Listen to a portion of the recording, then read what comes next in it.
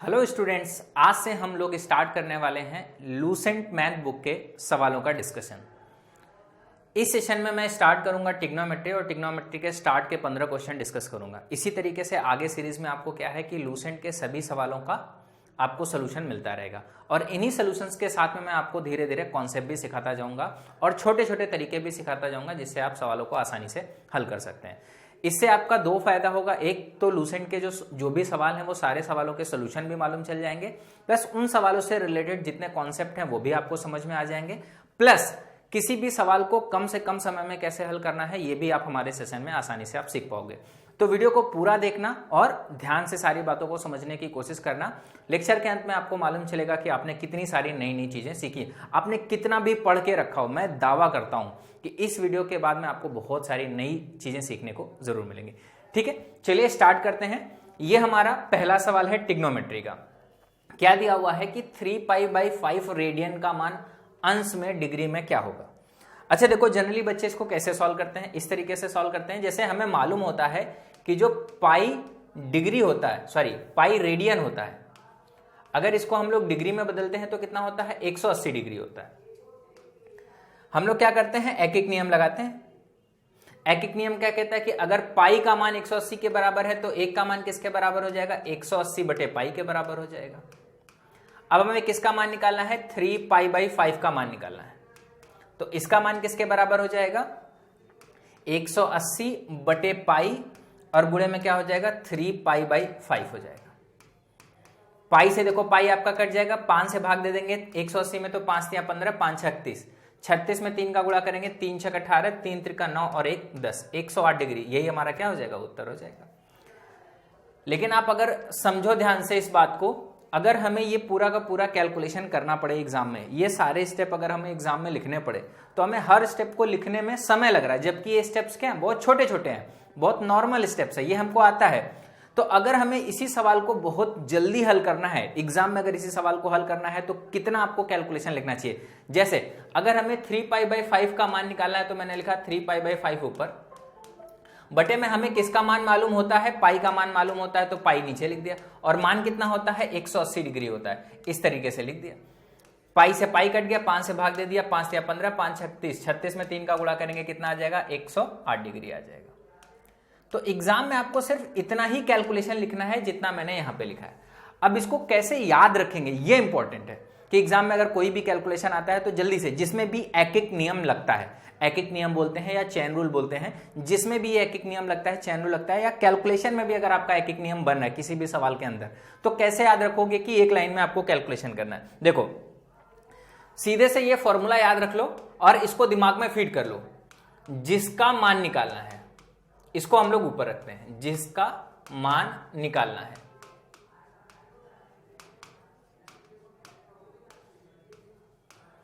बटे में जिसका मान दिया है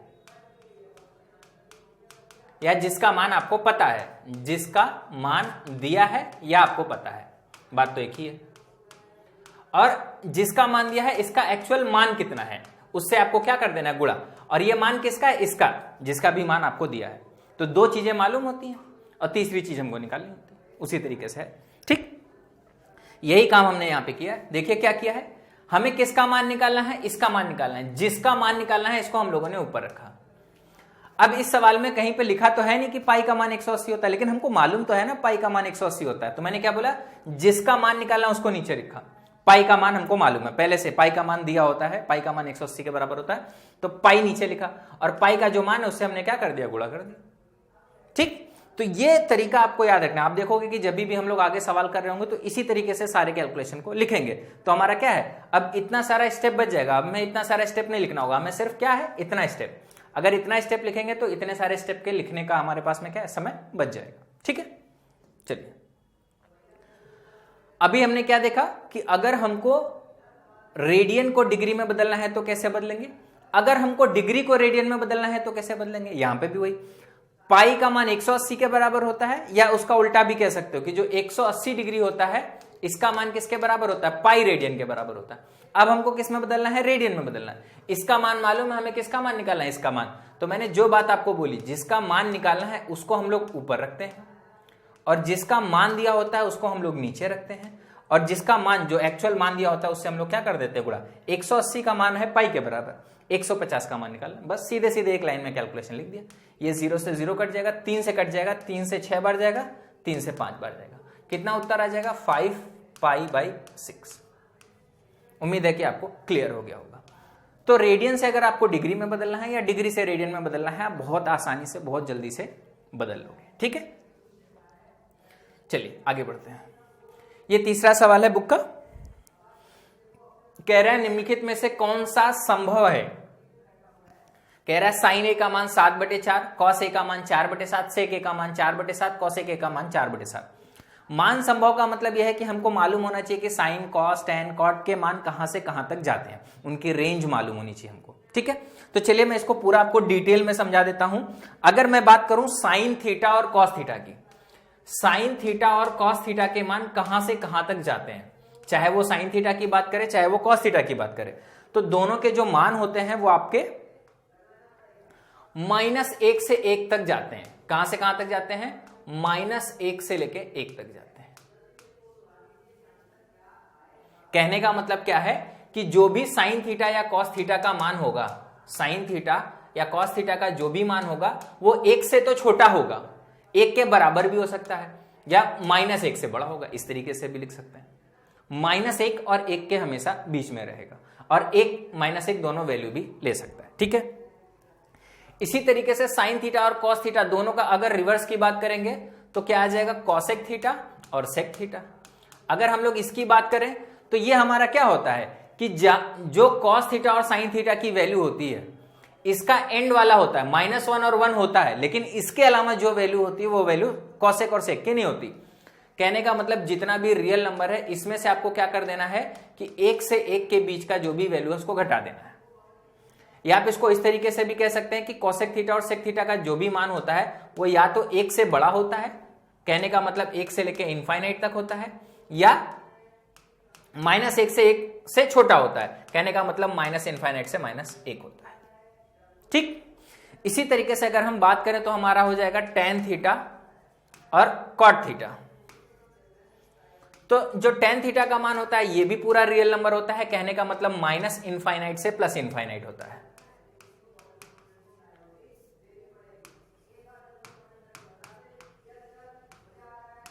ठीक, जो कॉट थीटा होता है वो भी यही होता है, पूरा रियल नंबर मतलब -इनफाइनाइट से +इनफाइनाइट होता है। तो ये सारी बातें आप याद रखोगे कि जो साइन थीटा है, कॉस थीटा है, सेक थीटा है, कॉसेक थीटा है, टैन थीटा है, कॉट थीटा, तो इसकी वैल्यू कहां से कहां तक वेरी करती है, कहां से कहां तक जाती है, ये चार्ट के हिसाब से आप इसको याद रखोगे। अब हम ये जो हमें सवाल दिया हुआ है इसमें देखते हैं। कह रहा है साइन ए का मान 7/4 है। 7/4 क्या है, 1 से आपका बड़ा है, ये जो वैल्यू है ये क्या है, 1 से बड़ी है। 7/4 की जो वैल्यू है ये क्या है, 1 से बड़ी है। 1 के बराबर कैसे, नंबर है तो 1 से बड़ा है, ये तो पॉसिबल नहीं भाई। साइन ए का मान हमने क्या बताया, -1 और 1 के बीच में होता है, तो ये पॉसिबल नहीं है, संभव नहीं है, गलत है। कह रहा है कॉस ए का मान 4/7 है। 4/7 क्या होता है, भिन्न होता है, भिन्न हमेशा 1 से छोटा होता है, और प्लस लगा है इसका मतलब ये 0 से बड़ा है, मतलब ये हमारा संभव है, क्योंकि कॉस का मान क्या होता है, -1 से 1 के बीच में होता है, तो ये 1 से क्या है, छोटा है, संभव है।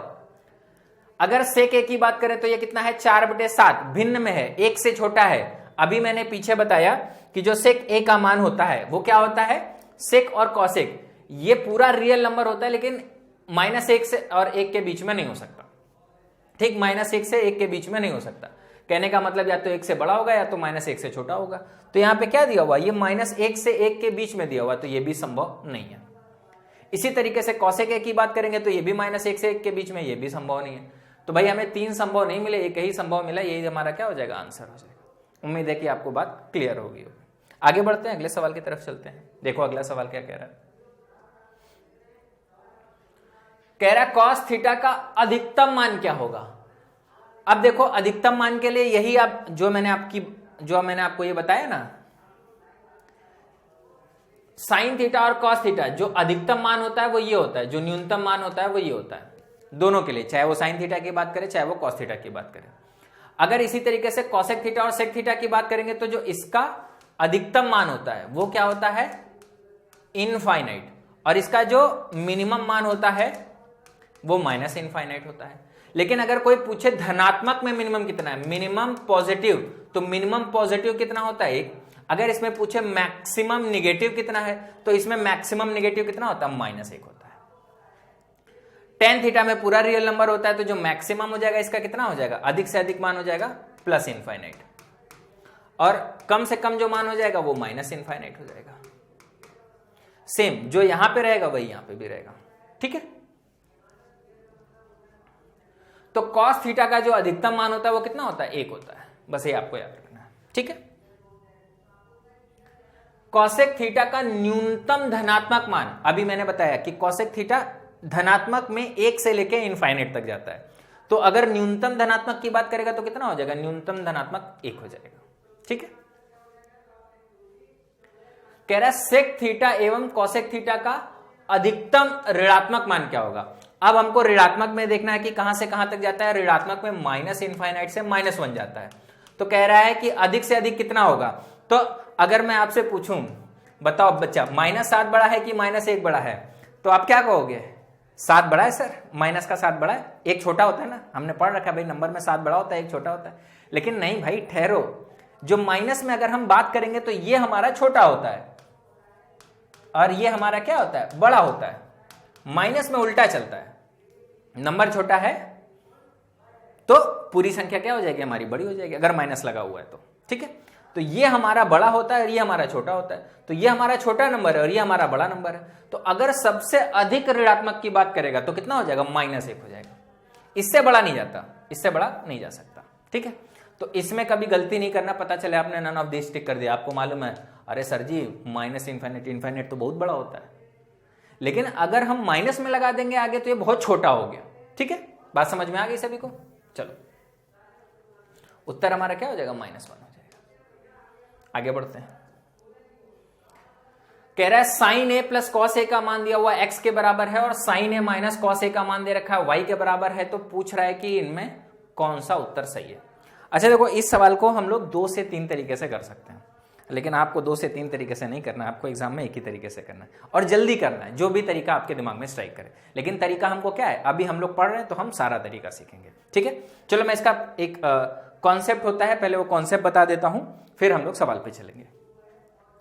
अगर हम लोग के पास में इस तरीके से दिया हुआ है, जैसे a sin theta plus b cos theta बराबर c, अगर हमें क्या निकालना है, a की जगह कर दो a cos थीटा, चाहे यहां पे साइन की जगह cos कर दो, चाहे साइन की जगह पे यहां पे b कर दो, कुछ भी कर सकते हो। तो मैंने क्या किया, एक साइन की जगह पे cos कर दिया, अब यहां पे माइनस कर दो b sin थीटा। कहने का मतलब आपको कोफिशिएंट चेंज कर देना है और साथ में साइन भी चेंज कर देना है बीच वाले का। बराबर आपको क्या दे रखा है, x दे रखा है। तो अगर आपको x का मान निकालना है तो ये जो x होता है ये होता है √a² प्लस का b² माइनस का c² के बराबर, और अगर अंडर रूट है तो बाहर प्लस माइनस भी लगा लेते हैं, प्लस भी वैल्यू हो सकती है और माइनस भी वैल्यू हो सकती है। देखो आता कैसे, बहुत ही सिंपल है, अगर हम इसका वर्ग करें और इसका भी वर्ग करें और दोनों को जोड़ दें, दोनों का वर्ग करके जोड़ें, तो देखो क्या मिलेगा अपने को, यहां पे a प्लस बी के होल स्क्वायर का फॉर्मूला लगाएंगे, क्या मिलेगा, a² plus b² plus 2ab, क्या मिलेगा, a² sin² theta plus b² cos² theta plus 2ab sin theta cos theta बराबर c²।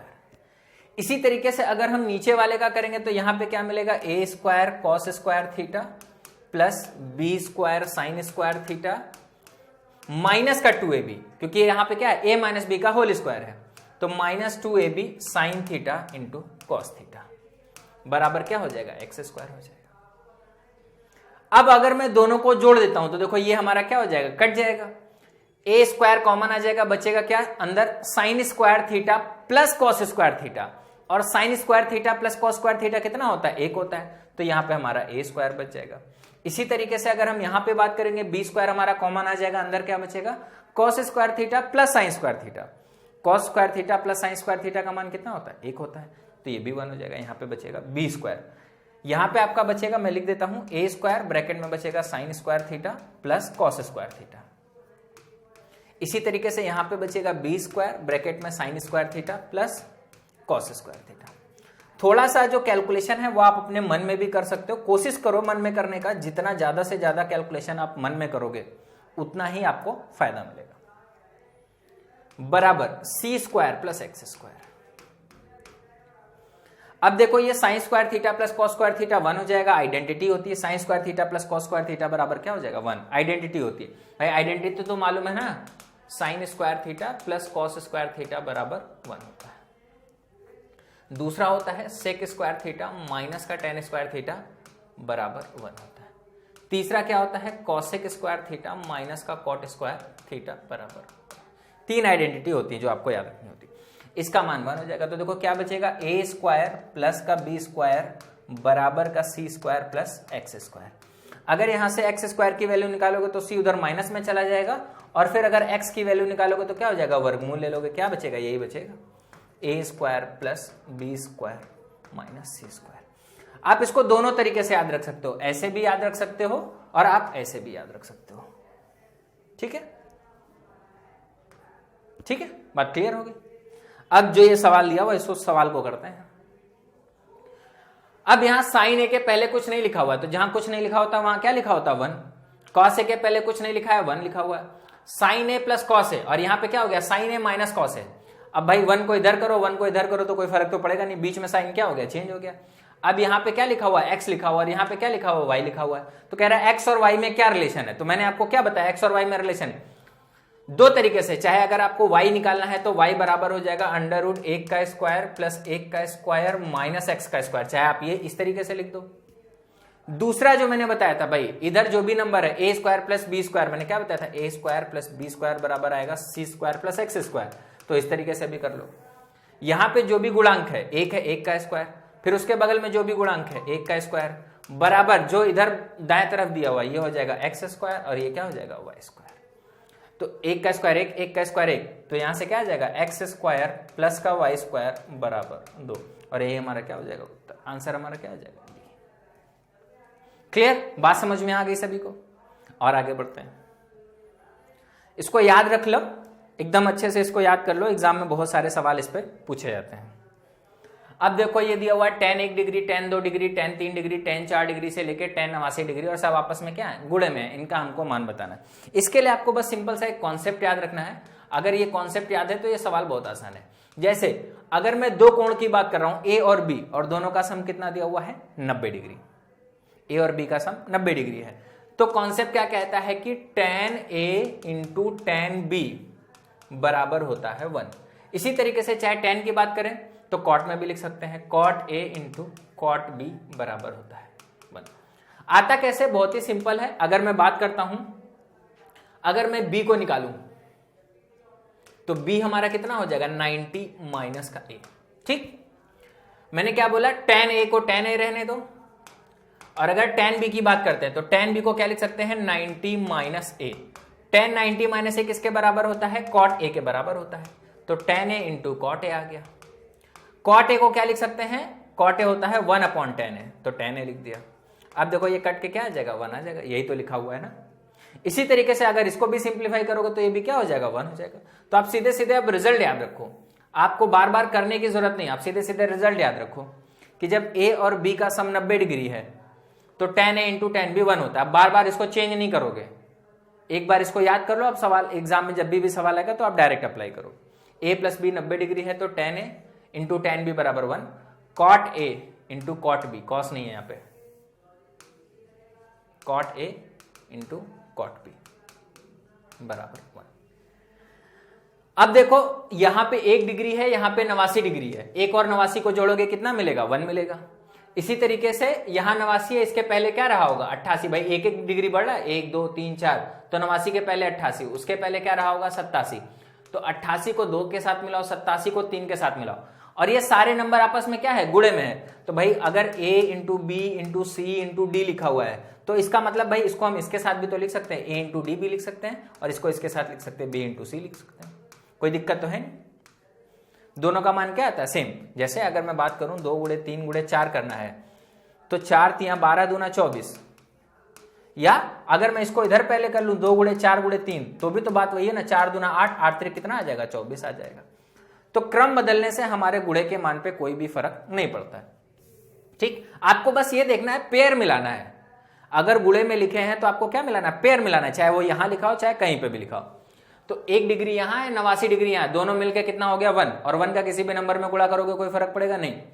2 यहां लिखा हुआ है, 88 यहां लिखा हुआ है, फिर दोनों मिलके क्या होगा 1, 1 का गुणा करोगे कोई फर्क पड़ेगा भाई? कोई भी नंबर है, अगर किसी भी नंबर में हम 1 का गुणा करते हैं तो कोई फर्क पड़ता नहीं पड़ता, खत्म होता जाएगा। इसी तरीके से 3 और 87 मिलके क्या हो जाएंगे, खत्म हो जाएंगे। हमेशा जब इस तरीके का सीरीज दिया हो तो बीच वाले नंबर को एक बार जरूर चेक कर ले। तो वैसे भी आपको मालूम है 1 और 90 के बीच में 44, 45, 46, हमने तीनों नंबर लिख दिए, इस तरीके से लिख दिया ताकि आपको अच्छे से समझ में भी आ जाए। अब देखो 44 और 46, अगर इन दोनों को जोड़ोगे तो कितना बनेगा 90, मतलब ये पेयर बन गए। ये एक आपका इकलौता ऐसा बच जाएगा जो आपका पेयर नहीं बनेगा। अब देखो यहां से लेके यहां तक कितने नंबर है, 89 नंबर है, तो 89 नंबर में 88 पेयर बनेंगे और एक हमारा बच जाएगा। तो कौन सा बच जा रहा है, यही वाला बच जा रहा है। और 10 45 आपका बच जाएगा, बाकी सारे पेयर आपके क्या हो जाएंगे, 1 हो जाएंगे। और अच्छी बात यह है कि जो 10 45 का मान होता है ये भी किसके बराबर होता है, 1 के ही बराबर होता है। लो सारा ही मान 1 हो गया।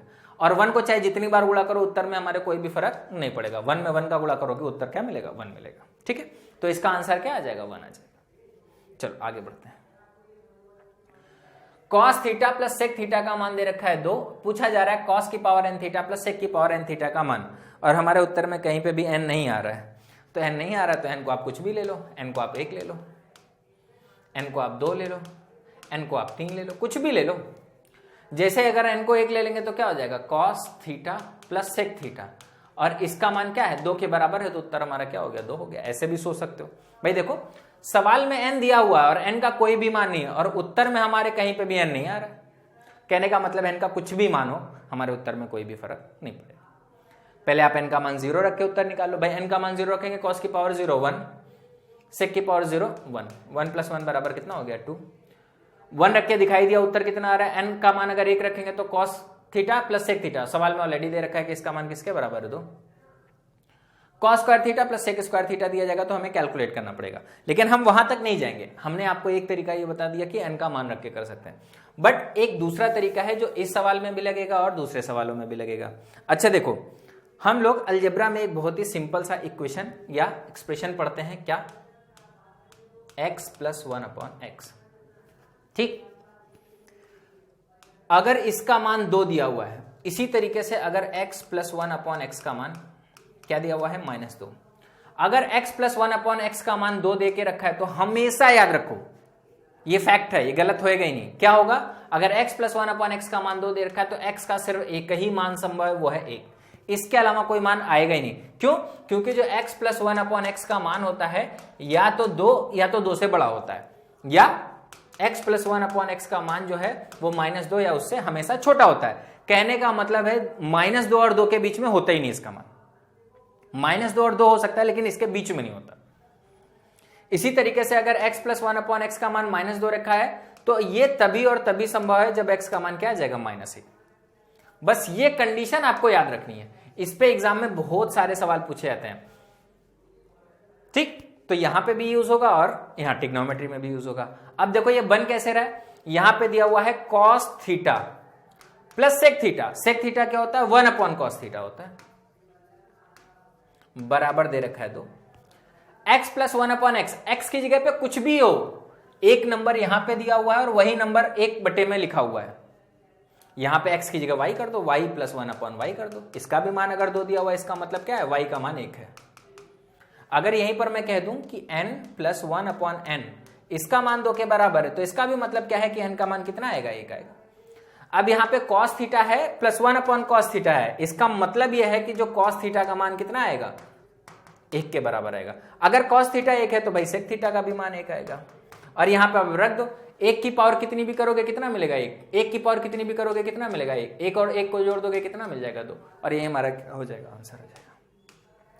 अच्छा, इस पैटर्न को भी याद कर लो, कहां कहां लगेगा, एक cos और sec में लगेगा, क्योंकि sec हमेशा cos का उल्टा होता है, तो ये हमेशा क्या बनेगा, x + 1/x टाइप ही बनेगा। इसी तरीके से दूसरा कहां पर लगेगा, दूसरा आपका लगेगा cos sec और sin में लगेगा। Cosec theta plus sine theta में लगेगा। अगर इसका मान 2 रखा है, इसका मतलब इसका भी मान 1 होगा और इसका भी मान 1 होगा। ठीक, इसी तरीके से टेन और कॉट में लगेगा, tan theta plus cot theta. अगर इसका भी मान 2 दे रखा है तो क्या होगा, ये भी 1 होगा और ये भी 1 होगा। अच्छा, कई बार ये सवाल देके एंगल भी पूछ लिया जाता है, cos theta plus sec theta का मान 2 के बराबर है तो थीटा का मान क्या होगा। तो अगर कॉस थीटा का मान 1 के बराबर है तो थीटा का मान यहां से कितना हो जाएगा, 0 के बराबर हो जाएगा। कई बार ये सवाल देके पूछ लेता है cosec theta plus sine theta 2 के बराबर है तो थीटा का मान किसके बराबर होगा। अब भाई इन दोनों का मान 1 है तो थीटा का मान यहां से कितना हो जाएगा, 90 डिग्री हो जाएगा। इसी तरीके से यहां पे टेन थीटा बराबर अगर 1 है तो थीटा का मान कितना हो जाएगा, 45 डिग्री हो जाएगा। तो आपको यह भी मालूम चल गया कि इस केस में हमारा थीटा का मान भी कितना है। ठीक है, और एग्जाम में उसका भी यूज हो सकता है। चलो, सारी बातें क्लियर हो गई इस सवाल से रिलेटेड, आगे बढ़ते हैं। कह रहा है साइन ए प्लस कॉस ए का स्क्वायर, साइन ए माइनस कॉस ए का स्क्वायर। अब देखो इसमें थोड़ा सा अलजेब्रा का पार्ट यूज होगा, जो हम लोग फॉर्मूला यूज करते हैं, ए प्लस बी का होल स्क्वायर प्लस ए माइनस बी का होल स्क्वायर।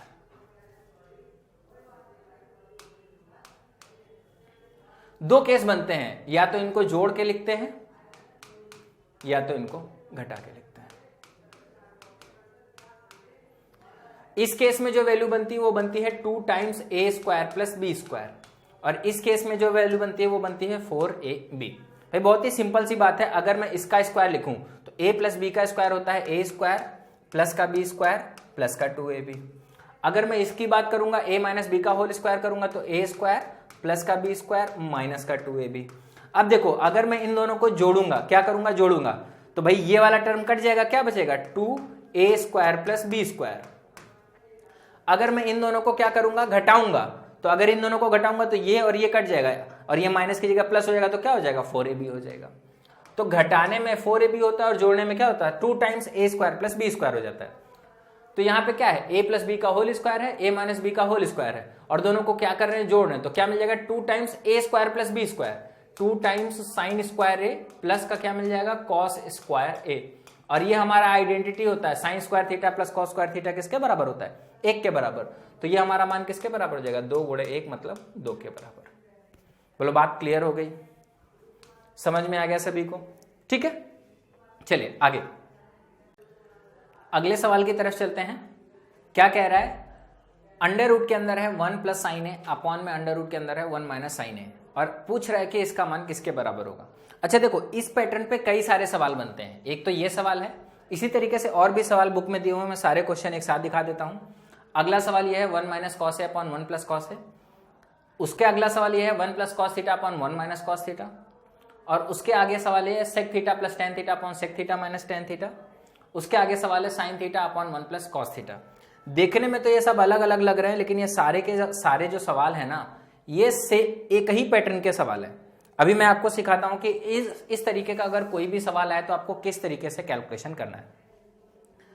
देखो यहां पे हमारा वर्गमूल लगा हुआ है, अंडर रूट लगा हुआ है, लेकिन जो भी हमारा उत्तर है उसमें कहीं पे भी अंडर रूट नहीं आ रहा है।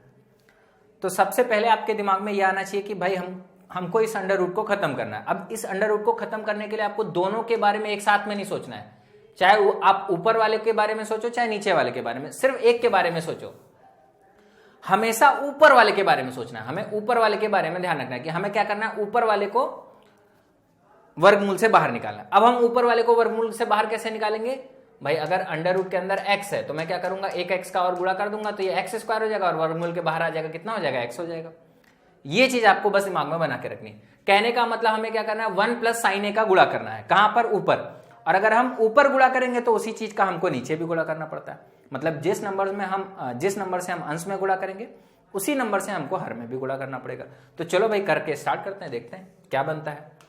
1 प्लस साइन ए, 1 प्लस साइन ए का गुणा कर दिया मैंने ऊपर, तो हमें क्या करना पड़ेगा, 1 प्लस साइन ए का नीचे भी गुणा करना पड़ेगा। चलो भाई कर लेते, कोई दिक्कत नहीं। 1 माइनस साइन ए पहले से था, 1 प्लस साइन ए का हम लोगों ने और गुणा कर दिया। ठीक, अब ये हमारा 1 प्लस साइन ए 1 प्लस साइन ए मिलकर क्या हो जाएगा, 1 प्लस साइन ए का होल स्क्वायर हो जाएगा और वर्गमूल के बाहर आ जाएगा, कितना बचेगा, 1 प्लस साइन ए।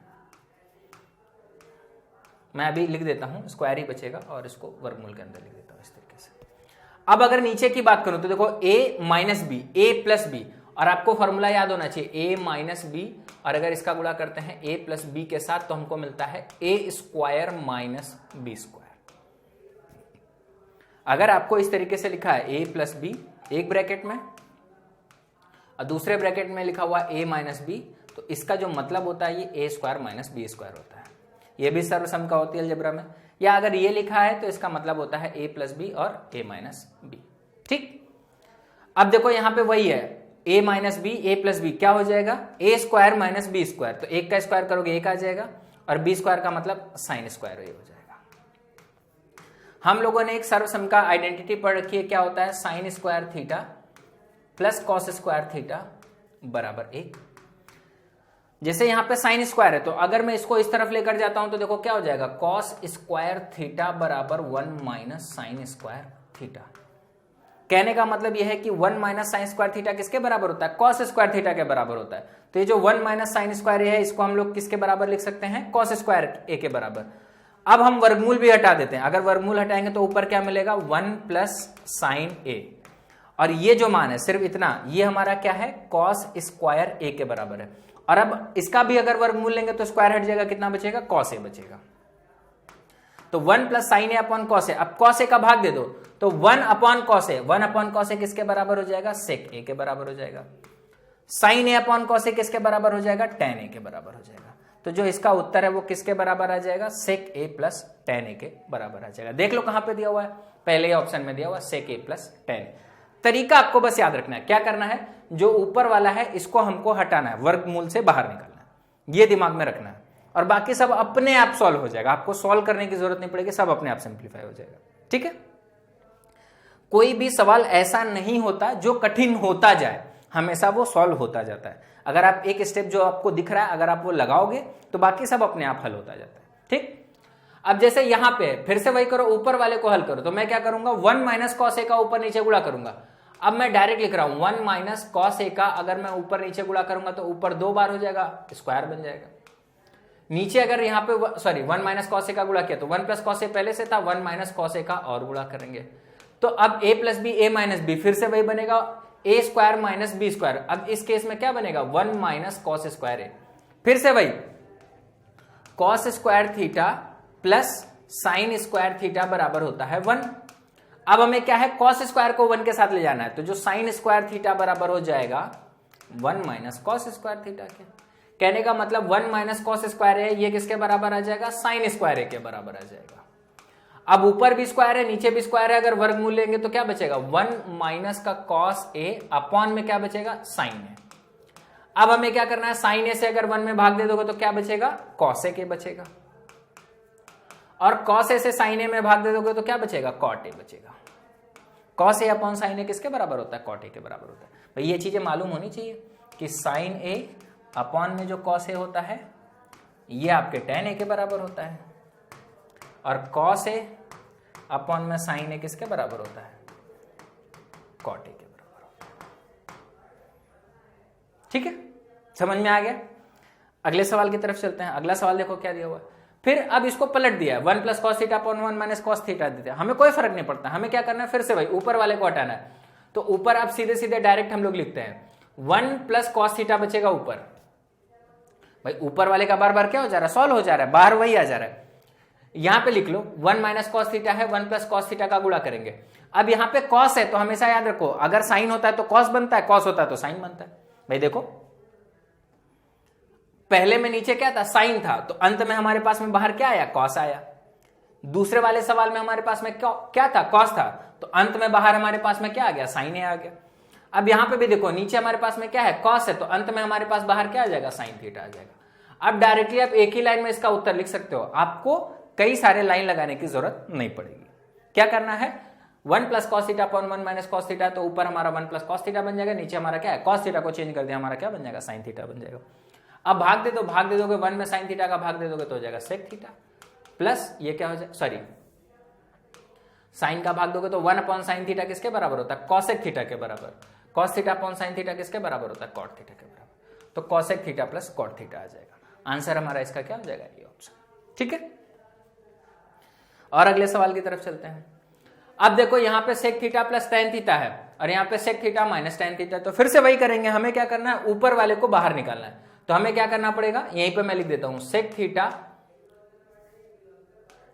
प्लस टेन थीटा का हमको ऊपर और नीचे गुणा करना पड़ेगा।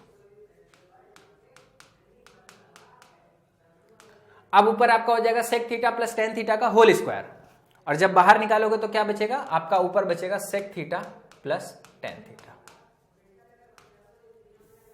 और नीचे क्या बचेगा, अभी मैं नीचे वर्गमूल लगा देता हूं, a plus B A minus B, A square minus B square, sec square theta minus का टेन स्क्वायर थीटा। और ये तो भाई सर्वसम का होती है, अभी मैंने स्टार्ट में ही लिखा था वीडियो के, sec square theta minus tan square theta, इसका मान किसके बराबर आ जाएगा, 1 के बराबर, और 1 का वर्गमूल निकालोगे किसके बराबर आ जाएगा, 1 के बराबर। तो पूरा जो उत्तर मिलेगा वो कितना मिलेगा, sec theta plus tan theta. ठीक, अब इसमें एक और केस बन सकता है, इस तरीके से बन सकता है, sec theta minus tan theta upon में sec theta plus tan theta.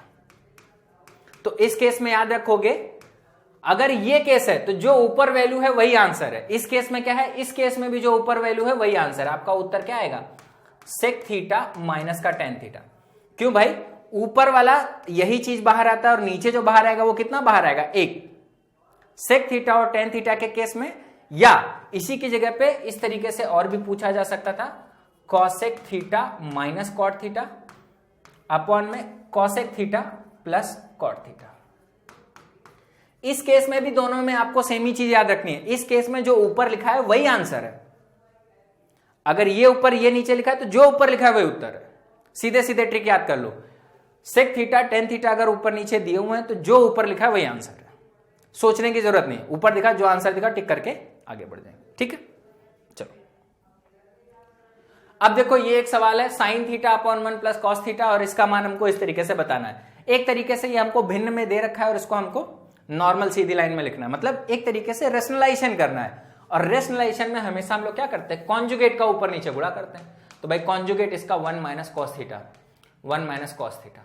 बस यही तरीके आपको सोच के रखने हैं हमेशा एग्जाम में। अगर एक बार आपको पैटर्न और तरीका मालूम चल गया तो आप सवालों को जल्दी जल्दी हल कर लोगे। ऊपर हमारा हो जाएगा sine theta 1 minus cos theta. अब नीचे हमारा 1 plus cos theta 1 minus cos theta, A plus B A minus B, क्या हो जाएगा, A square minus B square. और ये 1 माइनस कॉस स्क्वायर थीटा किसके बराबर आ जाएगा, साइन स्क्वायर थीटा के बराबर।